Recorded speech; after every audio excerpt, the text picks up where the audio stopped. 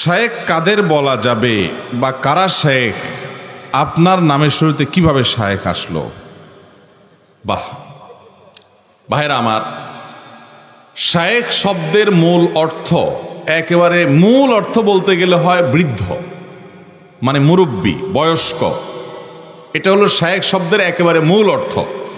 কিন্তু শব্দের ওই অর্থেই এটা ব্যবহার হয় না। এটা ব্যবহার হয় হলো সাধারণত কোনো শ্রদ্ধাভাজন ব্যক্তিত্বকে শায়েখ বলে আরবরা। এটা আরবদের একটা ট্র্যাডিশন বলতে পারেন। তারা শ্রদ্ধাভাজন ব্যক্তিকে, বিশেষ করে আলেমুলামাদেরকে, শুধু আলেমুলামা না, তাদের দেশে অবশ্য সিনিয়র কোনো ব্যক্তি, গুরুত্বপূর্ণ কোনো ব্যক্তিকে তারা শায়েখ বলে। আমরা যেরকম ধরুন জনাব বলি, আলেমদেরকে হুজুর বা মৌলানা বলি, আলেমদেরকে বিশেষভাবে আমরা সম্বোধন করি, হুজুর বলে সম্বোধন করি, হজরত বলে সম্বোধন করি, তারা শায়েখ বলে সম্বোধন করে। এটা তাদের ট্র্যাডিশন। আমার নামের শুরুতে আসলো কিভাবে? এটার ইতিহাস হলো যে আমি সৌদি আরবে দীর্ঘ 10 বছর সেখানকার ইসলামিক অ্যাফেয়ার্স মন্ত্রণালয়ের অধীনে পশ্চিম দাম্মাম ইসলামিক সেন্টারে বাংলা ভাষাভাষী যারা সৌদি প্রবাসী ছিলেন তাদের মধ্যে ইসলাম প্রচারের দায়িত্বে আমি নিয়োজিত ছিলাম 10 বছর। তো সেখানে আমি কাজ করার সময় সেখানকার ট্র্যাডিশন হলো সেখানে সবাই আমাদেরকে সবাই শায়েখ শায়েখ বলে। তো ওখানে যাওয়ার পরে আমার সৌদি কলিগ যারা আছেন অথবা আমাদের দেশীয় যারা ছিলেন, আমাদের সহকর্মী ইন্ডিয়ান, ফিলিপাইনি, বিভিন্ন দেশের ছিলেন, তো তাদের সবার মধ্যে ওখানে শায়েখ শব্দের প্রচলন, সবাই সবাইকে শায়েখ বলে।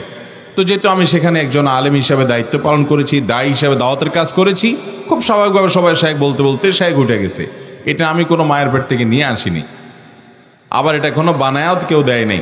এটা ওখানে থাকার কারণে, আরব দেশে থাকার কারণে সেখান থেকে শব্দটার প্রচলন হয়ে গেছে। বাকি এই শব্দ আমার দেশে আলহামদুলিল্লাহ এখন অন্যান্য ওলামাদের ক্ষেত্রে অনেকেই ব্যবহার করেন, এটাতে কোনো অসুবিধা নাই।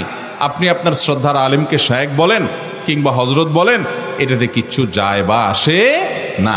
হুজুর শব্দের অর্থ উপস্থিত।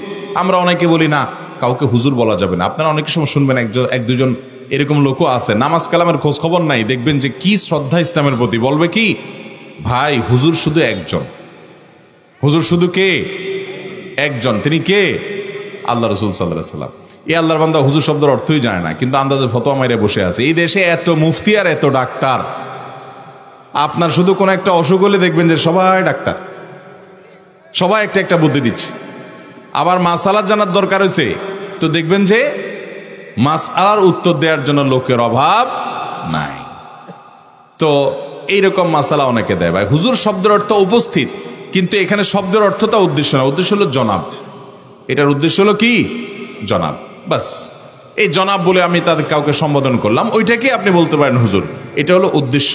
অতএব শব্দের অর্থটা সব সময় বিবেচ্য হয় না, মূল উদ্দেশ্য যেটা সে অর্থে ব্যবহৃত হয়। বিধায় হুজুর বললেও কোনো অসুবিধা নেই।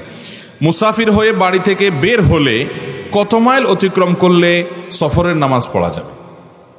খুব দরকারি প্রশ্ন। আমরা সফরের নামাজের সুবিধাটা কখন থেকে পাব? এটার উত্তর হলো, আপনি যেই এরিয়াতে বসবাস করেন, আপনার বসবাসের একটা এরিয়া আছে না নাই? সেই এরিয়াটা কিভাবে নিরূপণ করবেন?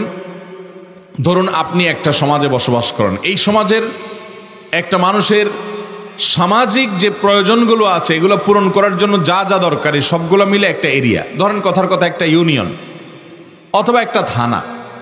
এই থানার মধ্যে আপনার একটা শিক্ষা অফিস এবং স্বাস্থ্য বিভাগের একটা কার্যালয়, স্কুল, মাদ্রাসা, কবরস্থান, মসজিদ, একটা পুলিশ স্টেশন, সব কিছু মিলিয়ে একটা পূর্ণাঙ্গ সমাজ। কি সমাজ না? অতএব এই এরিয়া থেকে যখন আপনি বের হয়ে নতুন আরেক এরিয়াতে ঢুকে যাবেন, যে সেটা আরেকটা সমাজ, তখন থেকে আপনার সফরের সুবিধা আপনি পাওয়া শুরু করবেন। ধরুন কেউ চট্টগ্রাম সিটি কর্পোরেশনে থাকেন, তো গোটা সিটি কর্পোরেশনের একজন নাগরিকের যত সুযোগ সুবিধা আছে সবগুলো মিলে একটা সিটি কর্পোরেশন। অতএব সেই সিটি কর্পোরেশন এরিয়া থেকে বের হয়ে তিনি চলে গেলেন, তার জন্য সফরের সুবিধা শুরু হয়ে যাবে। ঢাকা এখন 2টা সিটি কর্পোরেশন হয়ে গেছে। এই জন্য আমার কাছে যেটা মনে হয় যে ঢাকা দক্ষিণ উত্তর এক সিটি কর্পোরেশনের মানুষ যখন অতিক্রম করে, যখন উত্তরবঙ্গে কেউ যাচ্ছে, দক্ষিণ সিটি কর্পোরেশন থেকে যে উত্তরবঙ্গে যেতে তিনি উত্তর সিটি কর্পোরেশনে ঢুকে পড়েছেন, তাহলে তিনি তার এরিয়া ক্রস করেছেন। অর্থাৎ যার যার এরিয়া ক্রস করে বের হয়ে গেলে তারপর থেকে কি হবে? সফরের নামাজের সুবিধা শুরু হবে।